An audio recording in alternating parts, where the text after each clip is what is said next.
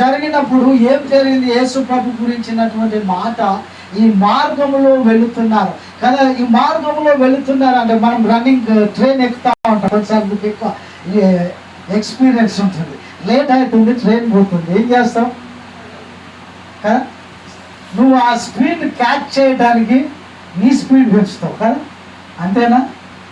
అందరు చేశారా లేదా? ఉట్టివి నేనైతే చేసినాను.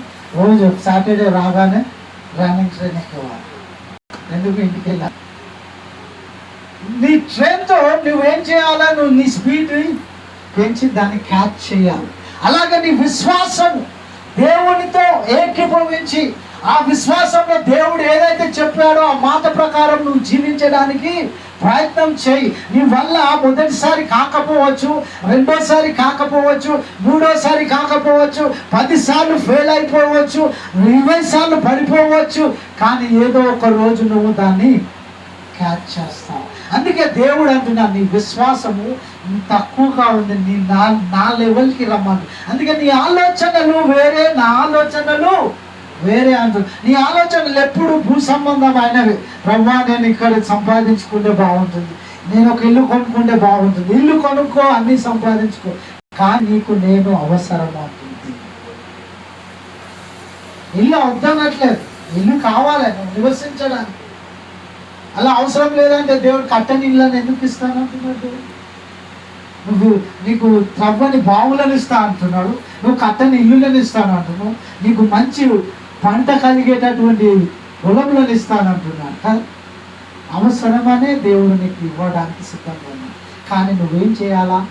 దేవుని అందు నమ్మకం ఉంచు.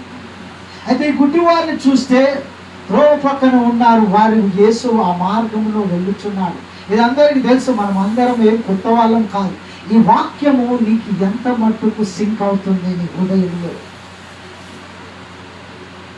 కదా. సింక్ అవ్వాలి నీ జీవితంలోనే. నువ్వు యేసు ప్రభుతో నడవాలా, యేసు ప్రభు వాక్యముతో నడవాలి, యేసు ప్రభుని చెప్పినటువంటి వాగ్దానాన్ని నువ్వు నెరవేర్చాలి. ప్రభువా, నా పట్ల నువ్వు ఎందుకు ఎన్నుకున్నావు?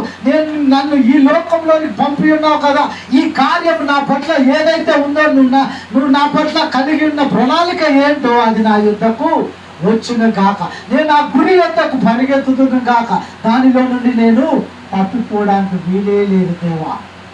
ఎందుకు? వాగ్దానం ఇచ్చిన దేవుడు నిన్న దానిలోనే నడిపిస్తాడు. ఉదాహరణకు చూస్తే యోనా పరిగెత్తింది కదా, దేవుడికి తెలుసు ఈయన పరిగెత్తుతాడని. యోనా చెప్పాడు, యోనా కూడా తెలుసు దేవుడు నన్ను, యోనా కూడా తెలుసు ఆ పట్టణాన్ని రక్షిస్తాడని. కానీ దేవుడు ఏం కోరుతున్నాడు? ఆయననే వెళ్ళి ప్రకటించాలి, ఆయననే వెళ్ళి ప్రకటించాలని దేవుడు కోరుతున్నాడు. కాదు నువ్వు ఎట్లైనా రక్షిస్తావు దేవా అని ఈయన నిన్నువేకు బొమ్మంటే తర్షీసుకు వెళ్ళిపోయాడు. నీ జీవితంలో నువ్వు కూడా యోనాలాగా పరిగెత్తుతున్నావా?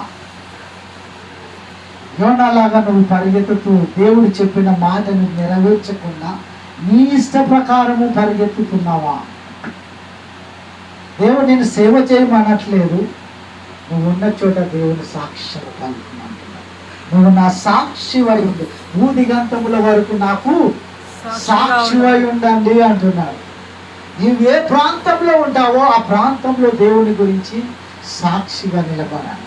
నిన్ను చూసినప్పుడు ఈయన దేవుని కుమారుడు, ఈయన యేసు ప్రభువును వెంబడించేవాడని చెప్పాలి. అందుకే మీరేం చేశారు?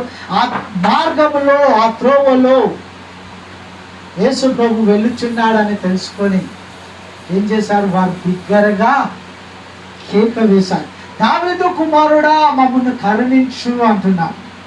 హల్లెలూయా! దావీదు కుమారుడా మమ్మల్ని కరుణించు అంటున్నారు. శిష్యులు ఏమంటున్నారు? ఊరుకో, యేసు ప్రభుతో చాలా మంది ఉన్నారు, నోరు మూసుకొని కదా. మనం కొంచెం బట్టలు చక్కగా లేకుండా ఆయన దగ్గర కూడా రాదు కదా. అలా కాదు, దేవుడు నిలిచిపోయింది నీ విశ్వాసంతో.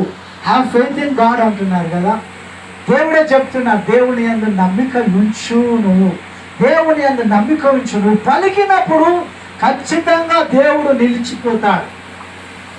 ఉదాహరణకు వారికి చూపిస్తున్నాడు, గుడ్డివారే వారు, కానీ దావీదు కుమారుడా యేసు ప్రభువా మమ్మల్ని కరుణించయ్యా అని పిలిచినప్పుడు ఆయన ఇంకొక అడుగు కూడా ముందుకు వెయ్యలే.